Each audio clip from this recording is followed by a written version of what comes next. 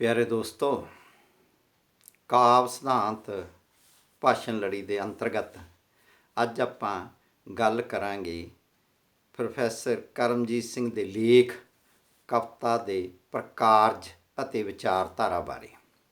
ਸਭ ਤੋਂ ਪਹਿਲਾਂ ਤਾਂ ਮੈਂ ਇਹ ਗੱਲ ਸਪਸ਼ਟ ਕਰ ਦੇਣੀ ਚਾਹੁੰਦਾ ਕਿ ਪ੍ਰੋਫੈਸਰ ਕਰਮਜੀਤ ਸਿੰਘ ਨਾਂ ਦੇ ਪੰਜਾਬੀ ਸਾਹਿਤ ਜਗਤ ਜਾਂ ਸਾਹਿਤ ਆਲੋਚਨਾ ਵਿੱਚ ਦੋ ਨਾਂ ਨੇ। ਇੱਕ ਨਾਂ ਉਹ ਆ ਕਿ ਜਿਹੜੇ ਅੱਜ ਕੱਲ੍ਹ ਸਰਗਰਮ ਨੇ, ਜਿਹੜੇ ਮੁੱਖ ਤੌਰ 'ਤੇ ਲੋਕਧਾਰਾ ਸ਼ਾਸਤਰੀ ਨੇ। ਪਰ ਜਿਸ ਕਰਮਜੀਤ ਸਿੰਘ ਜੀ ਦੀ ਮੈਂ ਗੱਲ ਕਰ ਰਿਹਾ, ਇਹ ਕਰਮਜੀਤ ਸਿੰਘ ਜੀ 1936 ਦੇ ਵਿੱਚ ਪੈਦਾ ਹੋਏ ਅਤੇ ਇਹਨਾਂ ਨੇ ਕਵਿਤਾ ਦੇ ਉੱਤੇ ਮੁੱਖ ਰੂਪ ਦੇ ਵਿੱਚ ਕੰਮ ਕੀਤਾ। ਆਧੁਨਿਕ ਪੰਜਾਬੀ ਕਾਵਿ ਦੇ ਵਿਚਾਰਧਾਰਾਈ ਆਧਾਰ, ਇਹ ਉਹਨਾਂ ਦਾ PhD ਦਾ ਕਾਰਜ ਸੀਗਾ। ਇਹ ਕਿਤਾਬ ਦੇ ਰੂਪ ਵਿੱਚ ਵੀ ਬਾਅਦ ਦੇ ਵਿੱਚ ਗੁਰੂ ਨਾਨਕ ਦੇਵ ਯੂਨੀਵਰਸਿਟੀ ਨੇ ਛਾਪਿਆ। ਇਸ ਤੋਂ ਇਲਾਵਾ ਉਹਨਾਂ ਦੀ ਇੱਕ ਕਾਵਿ ਸੰਵੇਦਨਾ ਨਾਂ ਦੀ ਕਿਤਾਬ ਵੀ ਸੀ। ਲੰਮਾ ਸਮਾਂ ਬਰਜਿੰਦਰਾ ਕਾਲਜ ਫਰੀਦਕੋਟ ਦੇ ਵਿੱਚ ਉਹ ਪੜ੍ਹਾਉਂਦੇ ਰਹੇ। ਇਸ ਸਮੇਂ ਇਸ ਦੁਨੀਆ ਦੇ ਵਿੱਚ ਨਹੀਂ ਆ। ਉਹਨਾਂ ਨੇ ਕਵਿਤਾ ਵੀ ਲਿਖੀ ਸੀ। ਬਹੁਤ ਅੱਛੇ ਉਹ ਸਟੇਜ ਦੇ ਸੰਚਾਲਕ ਸਨ, ਬਹੁਤ ਸਲੀਕੇ ਨਾਲ ਗੱਲ ਕਰਨ ਵਾਲੇ ਵਿਅਕਤੀ ਸੀ। ਅਤੇ ਜਿਹੜਾ ਉਹਨਾਂ ਦਾ ਕਵਿਤਾ ਦੇ ਬਾਰੇ ਇਹ ਕੰਮ ਆ, ਇਹ ਕਿਹਾ ਜਾ ਸਕਦਾ ਕਿ ਨਰੋਲ ਕਵਿਤਾ ਦੇ ਆਲੋਚਕ ਵਜੋਂ ਉਹਨਾਂ ਨੇ ਅੱਛਾ ਨਾਮਣਾ ਖੱਟਿਆ ਸੀ। ਜਿਹੜੇ ਲੇਖ ਦੀ ਅਸੀਂ ਗੱਲ ਕਰਦੇ ਹਾਂ ਕਿ ਜਿਹੜੀ ਕਵਿਤਾ ਹੈ, ਕਵਿਤਾ ਦਾ ਪ੍ਰਕਾਰਜ ਕੀ ਹੈ ਅਤੇ ਜਿਹੜੀ ਕਵਿਤਾ ਹੈ ਇਹਦਾ ਪ੍ਰਕਾਰਜ ਕੀ ਹੈ ਅਤੇ ਕਵਿਤਾ ਦੀ ਵਿਚਾਰਧਾਰਾ ਕੀ ਹੈ, ਇਸ ਮਸਲੇ 'ਤੇ ਵਿਚਾਰ ਕਰਨੀ ਹੈ। ਇਹ ਜਿਹੜਾ ਉਹਨਾਂ ਦਾ ਲੇਖ ਆ, ਬੁਨਿਆਦੀ ਤੌਰ 'ਤੇ ਉਸ ਸਮੇਂ ਯਾਨੀ ਕਿ 1980 ਦੇ ਕਰੀਬ, 75 ਤੋਂ 80 ਦੇ ਕਰੀਬ ਪੰਜਾਬੀ ਕਵਿਤਾ ਦੇ ਵਿੱਚ ਜਿਸ ਕਿਸਮ ਦੀ ਸੰਵਾਦ ਚੱਲ ਰਿਹਾ ਸੀ, ਉਸ ਸੰਵਾਦ ਵਿੱਚ ਇਹ ਹਿੱਸੇਦਾਰੀ ਵੀ ਹੈ। ਉਹ ਜਿਹੜਾ ਸੰਵਾਦ ਸੀਗਾ, ਉਹ ਸੰਵਾਦ ਬੁਨਿਆਦੀ ਤੌਰ 'ਤੇ ਚੱਲ ਰਿਹਾ ਸੀਗਾ ਸੰਤ ਸਿੰਘ ਸੇਖੋਂ, ਕਿਸ਼ਨ ਸਿੰਘ, ਅਤਰ ਸਿੰਘ ਅਤੇ ਹਰਭਜਨ ਸਿੰਘ ਦੀਆਂ ਆਲੋਚਨਾ ਪ੍ਰਣਾਲੀਆਂ ਦੇ ਵਿਚਕਾਰ। ਜੇ ਅਸੀਂ ਉਹਨਾਂ ਦੇ ਵਿਚਾਰਧਾਰਕ ਆਧਾਰ ਪਰਖਣੇ ਹੋਣ ਜਾਂ ਪਛਾਣਨੇ ਹੋਣ ਤਾਂ ਉਹ ਸਾਨੂੰ ਮਿਲਦੇ ਆ ਕਿ ਡੇਵਿਡ ਡਿਚਸ ਦੀ ਕਿਤਾਬ ਲਿਟਰੇਚਰ ਦੇ ਪ੍ਰਤੀ ਜਿਹੜੀ ਅਪਰੋਚ ਆ ਉਹ ਕਿਹੋ ਜਿਹੀ ਹੋਣੀ ਚਾਹੀਦੀ ਆ ਉਸ ਕਿਤਾਬ ਦੇ ਵਿੱਚ, ਅਤੇ ਜਾਂ ਕਿਹਾ ਜਾ ਸਕਦਾ ਹੈਗਾ ਕਿ ਰੈਨੇ ਵਿਲਕ ਦੀਆਂ ਕਿਤਾਬਾਂ ਦੇ ਵਿੱਚ। ਹਾਲਾਂਕਿ ਉਹਨਾਂ ਨੇ ਆਪਣੇ ਸਮੇਂ ਦੇ ਪੱਛਮੀ ਚਿੰਤਨ ਨੂੰ ਅਤੇ ਪੂਰਬੀ ਚਿੰਤਨ ਨੂੰ ਆਤਮਸਾਤ ਕਰਨ ਦੀ ਕੋਸ਼ਿਸ਼ ਕੀਤੀ ਸੀਗੀ। ਤਾਂ ਹੁਣ ਸਭ ਤੋਂ ਪਹਿਲੀ ਗੱਲ ਕਿ ਪ੍ਰੋਫੈਸਰ ਕਰਮਜੀਤ ਸਿੰਘ ਦੇ ਇਸ ਦੇ ਲੇਖ ਦੇ ਆਧਾਰ 'ਤੇ ਕਵਿਤਾ ਦਾ ਆਖਰ ਪ੍ਰਕਾਰਜ ਕੀ ਆ, ਕਵਿਤਾ ਦਾ ਪ੍ਰਯੋਜਨ ਕੀ ਆ। ਤਾਂ ਜਦੋਂ ਅਸੀਂ ਇਸ ਮਸਲੇ 'ਤੇ ਵਿਚਾਰ ਕਰਦੇ ਹਾਂ ਤਾਂ ਜਿਹੜੀ ਗੱਲ ਸਭ ਤੋਂ ਪਹਿਲਾਂ ਸਾਡੇ ਸਾਹਮਣੇ ਆਉਂਦੀ ਹੈ ਉਹ ਇਹ ਆਉਂਦੀ ਹੈ ਕਿ ਕਵਿਤਾ ਇੱਕ ਗੱਲ ਤਾਂ ਪੱਕੀ ਆ ਕਿ ਸਾਰੇ ਹੀ ਆਲੋਚਕਾਂ ਨੇ, ਪੱਛਮ ਦੇ ਆਲੋਚਕਾਂ ਨੇ ਖਾਸ ਕਰਕੇ ਅਰਸਤੂ ਤੋਂ ਲੈ ਕੇ ਇੱਕ ਗੱਲ ਜ਼ਰੂਰ ਕਹੀ ਆ ਕਿ ਕਵਿਤਾ ਜਿਹੜੀ ਉਹ ਜ਼ਿੰਦਗੀ ਦਾ ਅਤੇ ਪ੍ਰਕਿਰਤੀ ਦਾ ਅਨੁਕਰਨ ਆ। ਜ਼ਿੰਦਗੀ ਜਾਂ ਪ੍ਰਕਿਰਤੀ ਵਿੱਚ ਜੋ ਕੁਝ ਵਾਪਰਦਾ ਉਸ ਦੀ ਨਕਲ ਆ, ਕਵੀ ਉਸ ਨੂੰ ਪੇਸ਼ ਕਰਦਾ।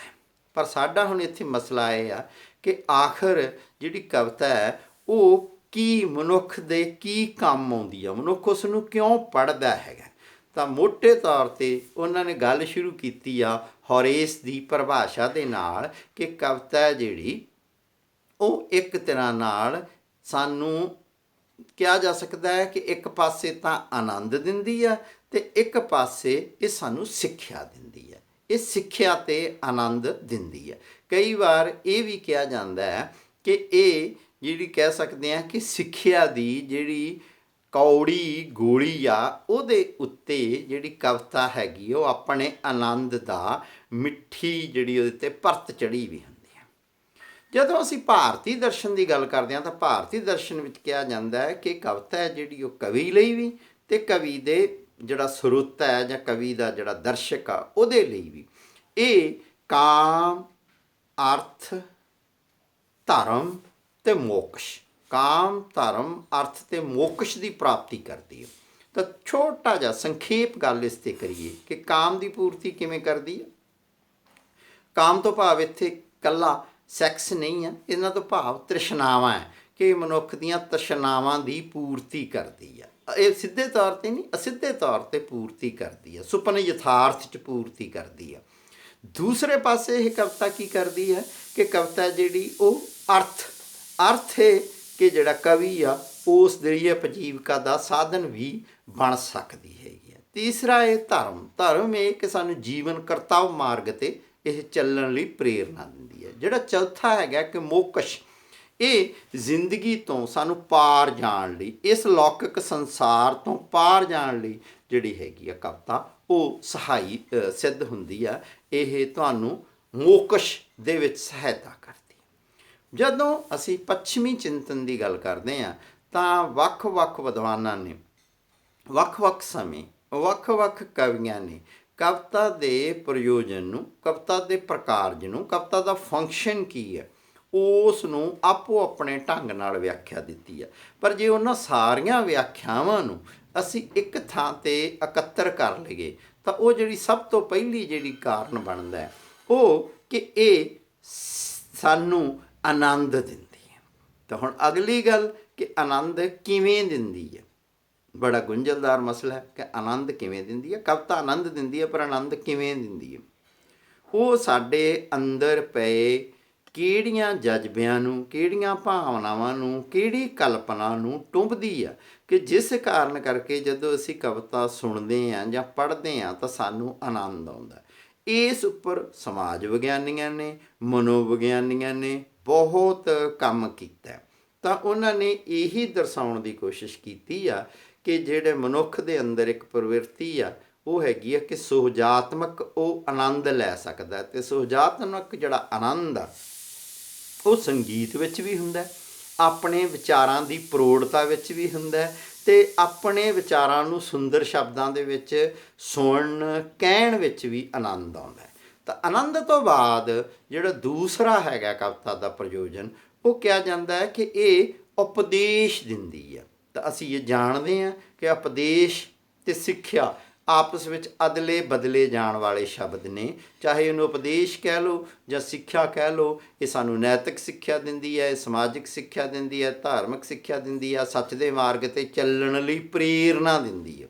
ਤਾਂ ਪ੍ਰੇਰਨਾ ਕਿਵੇਂ ਦਿੰਦੀ ਹੈ ਕਿ ਜਦੋਂ ਅਸੀਂ ਸੱਚ ਦੇ ਮਾਰਗ 'ਤੇ ਚੱਲ ਰਹੇ ਜਿਹੜੇ ਲੋਕ ਨੇ ਉਹਨਾਂ ਦੀਆਂ ਗਥਾਵਾਂ ਸੁਣਦੇ ਹਾਂ, ਉਹਨਾਂ ਦੀ ਪ੍ਰਸ਼ੰਸਾ ਸੁਣਦੇ ਹਾਂ ਕਵੀਆਂ ਦੇ ਮੂੰਹੋਂ, ਜਦੋਂ ਅਸੀਂ ਯੋਧਿਆਂ ਦਾ ਗੁਣਗਾਨ ਸੁਣਦੇ ਹਾਂ ਤਾਂ ਸਾਡੇ ਮਨ ਅੰਦਰ ਵੀ ਉਹ ਜੋ ਅਜਿਹੇ ਯੋਧੇ ਬਣਨ ਦੀ ਪ੍ਰੇਰਨਾ ਜਾਗਦੀ ਆ। ਤਾਂ ਇਸ ਪ੍ਰਕਾਰ ਜਿਹੜੀ ਕਵਿਤਾ ਹੈ ਉਹ ਸਾਨੂੰ ਕਿਤੇ ਨਾ ਕਿਤੇ ਪ੍ਰੇਰਨਾ ਦਿੰਦੀ ਆ, ਕਿਤੇ ਨਾ ਕਿਤੇ ਉਤਸ਼ਾਹ ਨਾਲ ਭਰਦੀ ਹੈਗੀ ਹੈ। ਇਸੇ ਤਰ੍ਹਾਂ ਹੀ ਕਿ ਕੀ ਚੰਗਾ, ਕੀ ਮਾੜਾ, ਕੀ ਗਲਤ ਆ, ਕੀ ਸਹੀ ਆ, ਇਹਨਾਂ ਨੈਤਿਕ ਮੁੱਲਾਂ ਦੀ ਜਾਣਕਾਰੀ ਵੀ ਕਵਿਤਾ ਦਿੰਦੀ ਹੈ। ਅਤੇ ਇਸ ਤਰ੍ਹਾਂ ਜੇ ਅਸੀਂ ਪਹਿਲਾ ਪ੍ਰਯੋਜਨ ਇਹਦਾ ਆਨੰਦ ਮੰਨਦੇ ਹਾਂ ਤਾਂ ਦੂਜਾ ਜਿਹੜਾ ਪ੍ਰਯੋਜਨ ਆ ਇਹਦਾ ਕਵਿਤਾ ਦਾ ਉਹ ਅਸੀਂ ਮੰਨ ਸਕਦੇ ਹਾਂ ਕਿ ਇਹ ਵਿਅਕਤੀ ਨੂੰ ਸਿੱਖਿਆ ਦਿੰਦੀ ਆ। ਪਰ ਇਸ ਤੋਂ ਇਲਾਵਾ ਜਿਹੜਾ ਪ੍ਰਯੋਜਨ ਮੰਨਿਆ ਜਾਂਦਾ ਹੈ ਕਿ ਜਿਹੜੀ ਕਵਿਤਾ ਹੈਗੀ ਆ ਉਹ ਸਾਡੀ ਜਿਹੜੀ ਚੇਤਨਾ ਹੈ ਉਸ ਦਾ ਪੱਧਰ ਉੱਪਰ ਚੁੱਕਦੀ ਹੈ। ਇਹ ਚੇਤਨਾ ਦਾ ਪੱਧਰ ਉੱਪਰ ਕਿਵੇਂ ਚੁੱਕਦੀ ਹੈ ਕਿ ਜਿਹੜੀ ਕਵਿਤਾ ਹੈਗੀ ਆ ਉਹ ਆਪਣੇ ਸਮੇਂ ਦੇ ਇਤਿਹਾਸਕ ਮੋੜ 'ਤੇ ਪ੍ਰਾਪਤ ਯਥਾਰਥ ਅਨੁਸਾਰ ਮਨੁੱਖੀ ਚੇਤਨਾ ਦੀ ਹੀ ਪੇਸ਼ਕਾਰੀ ਹੁੰਦੀ ਹੈ। ਇਸ ਕਾਰਨ ਕਰਕੇ ਇਹ ਕਿਹਾ ਜਾਂਦਾ ਹੈ ਕਿ ਜਿਹੜੀ ਕਵਿਤਾ ਹੈ ਉਹਦਾ ਅਸਲ ਕਾਰਜ ਤਾਂ ਮਨੁੱਖ ਦੀ ਚੇਤਨਾ ਨੂੰ, ਇਤਿਹਾਸਕ ਚੇਤਨਾ ਨੂੰ ਵਿਕਸਿਤ ਕਰਨਾ ਹੈ।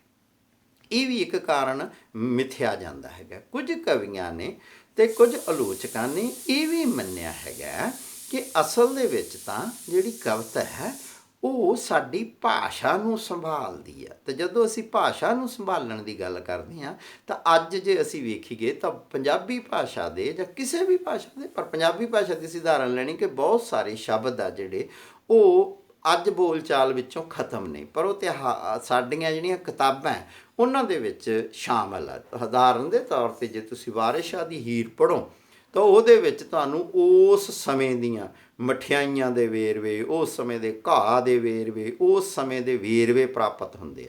ਤਾਂ ਉਹ ਇੱਕ ਤਰ੍ਹਾਂ ਦਾ ਭਾਸ਼ਾ ਨੂੰ ਸੰਭਾਲਦੇ ਆ, ਭਾਸ਼ਾ ਦੇ ਉਚਾਰ ਨੂੰ ਸੰਭਾਲਦੇ ਆ, ਭਾਸ਼ਾ ਦੇ ਸ਼ਬਦਾਂ ਨੂੰ ਸੰਭਾਲਦੇ ਆ, ਭਾਸ਼ਾ ਦੀ ਬਣਤਰ, ਅੰਦਾਜ਼, ਬਿਆਨ ਢੰਗ ਨੂੰ ਸੰਭਾਲਦੀ ਹੈ। ਪਰ ਸਭ ਤੋਂ ਅਗਲੀ ਗੱਲ ਕਿ ਇਹ ਉਹ ਕਿਸੇ ਸੱਭਿਆਚਾਰ ਦੀ ਜਿਹੜੀ ਜੀਵਨ ਵਿਧੀ ਹੈ ਇਹ ਸੱਭਿਆਚਾਰ ਨੂੰ ਸੰਭਾਲਦੀ ਹੈ ਕਵਿਤਾ, ਤੇ ਸੱਭਿਆਚਾਰਕ ਕਦਰਾਂ ਕੀਮਤਾਂ ਨੂੰ ਸੰਭਾਲਦੀ ਹੈ।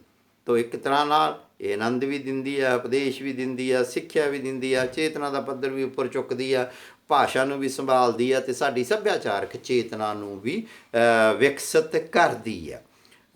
ਇਸ ਤੋਂ ਅਗਲਾ ਜਿਹੜਾ ਪੜਾਅ ਹੈ ਕਿ ਇਹ ਸਭ ਕੁਝ ਕਿਵੇਂ ਕਰਦੀ ਹੈ।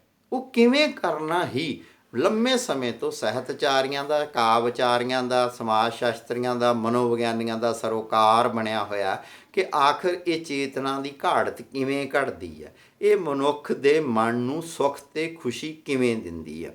ਉਸ ਬਾਰੇ ਕੁਝ ਵਿਚਾਰ ਕਰਮਜੀਤ ਸਿੰਘ ਜੀ ਨੇ ਵੀ ਕੀਤੇ ਆ, ਉਹਨਾਂ ਨੇ ਵੀ ਕੁਝ ਵਿਚਾਰ ਦਿੱਤੇ ਨੇ।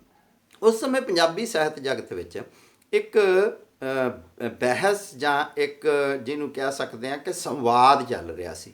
ਉਹ ਸੰਵਾਦ ਚੱਲ ਰਿਹਾ ਸੀ ਕਿ ਜਿਹੜੇ ਪ੍ਰਗਤੀਵਾਦੀ ਕਵੀ ਨੇ, ਪ੍ਰਗਤੀਵਾਦੀ ਆਲੋਚਕ ਨੇ, ਉਹ ਇਹ ਸਮਝ ਰਹੇ ਸੀ ਕਿ ਕਵਿਤਾ ਦਾ ਜਿਹੜਾ ਪ੍ਰਯੋਜਨ ਹੈ ਉਹ ਇੱਕ ਪ੍ਰਯੋਜਨ ਹੈ ਜਿਹੜਾ ਉਹ ਪ੍ਰਚਾਰ ਕਰਨਾ ਜਾਂ ਆਮ ਜਨਤਾ ਦਾ ਜਿਹੜਾ ਚੇਤਨਾ ਪੱਧਰ ਆ ਉਸ ਨੂੰ ਉੱਪਰ ਉਠਾਉਣਾ ਵੀ ਹੁੰਦਾ। ਜਦੋਂ ਕਿ ਜਿਹੜਾ ਰੂਸੀ ਰੂਪਵਾਦ ਦੇ ਪ੍ਰਭਾਵ ਅਧੀਨ ਵੀ ਤੇ ਕਲਾ ਦੇ ਸਿਧਾਂਤ ਦੇ ਆਧਾਰ 'ਤੇ ਵੀ ਹਰਭਜਨ ਸਿੰਘ ਤੇ ਉਸ ਦੇ ਜਿਹੜੇ ਸਾਥੀ ਸੀਗੇ ਉਹ ਕਹਿ ਰਹੇ ਸੀਗੇ ਕਿ ਕਵਿਤਾ ਦਾ ਪ੍ਰਯੋਜਨ ਤਾਂ ਕਾਵਿ ਰਚਨਾ ਹੈ, ਨਾ ਕਿ ਕੋਈ ਪ੍ਰਚਾਰ ਕਰਨਾ।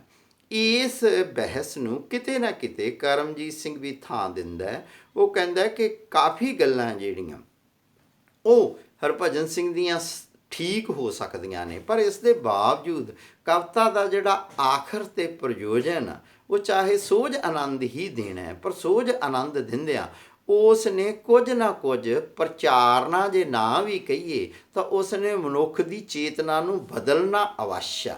ਜਿਹੜਾ ਉਹ ਚੇਤਨਾ ਨੂੰ ਬਦਲਣਾ ਹੈਗਾ ਉਹ ਅਸਲ ਦੇ ਵਿੱਚ ਤਾਂ ਫਿਰ ਕਾਵਿ ਦਾ ਪ੍ਰਯੋਜਨ ਤਾਂ ਬਣ ਹੀ ਜਾਂਦਾ ਹੈ। ਇਸ ਕਿਸਮ ਦੇ ਵਿਚਾਰ ਇਸ ਲੇਖ ਵਿੱਚ ਮੌਜੂਦ ਨੇ, ਤੁਸੀਂ ਇਹ ਲੇਖ ਨੂੰ ਪੜ੍ਹ ਸਕਦੇ ਆ।